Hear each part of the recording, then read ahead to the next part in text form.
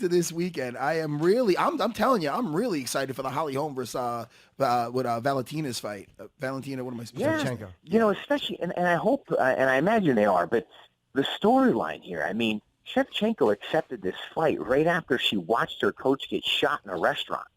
Oh I man, mean, wow, that's she right. had to do What? immediate action on her coach who's suffering from a gunshot wound in a restaurant. Someone comes in there, it's a shootout, and then this woman immediately accepts a fight with Holly Holm. It's a main event.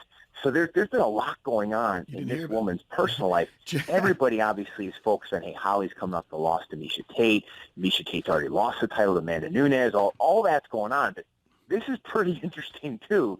I mean, fighters come from such unique backgrounds. They've overcome so much adversity in most cases that I hope that doesn't get lost. And I think a lot of people are counting Shevchenko out, and they forget Shevchenko's last fight against Amanda Nunes. She won the third round. Oh, Nunes was 100%. tiring. Oh yeah, Nunes, that was a competitive fight. I was just talking about that because we had Holly on the other day, and that was a very competitive fight. And Holly was saying if that was a 5-rounder, she thinks that Valentina would have been the victor.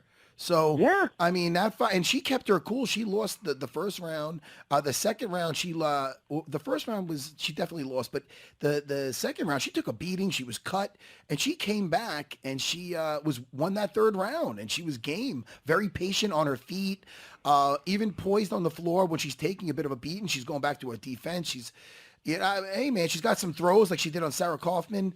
This is a really. I just don't think I don't know if the audience knows her or if they didn't see her fight, they don't know what Holly's in for in a sense where this girl's just a great opponent. No, exactly right. And, the real key thing that's interesting to me tactically for Shevchenko is she really likes the counter strike. She's very patient on her feet. The hard thing, if you're going to fight someone like Holly Holm like that, is you're going to get behind the scorecards because Holly's got excellent footwork. And if she's going to jab you, she's going to hit you with 1, 2, 3 punches and a kick, and she's going to get out of there. She exits very, very well.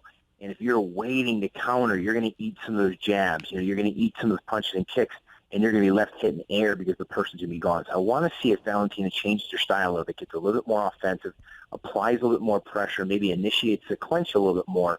And then I'm interested to see because both of these ladies are physically very strong, but who's stronger? Who's going to win in the clinch? Can Valentina put Holly on her back?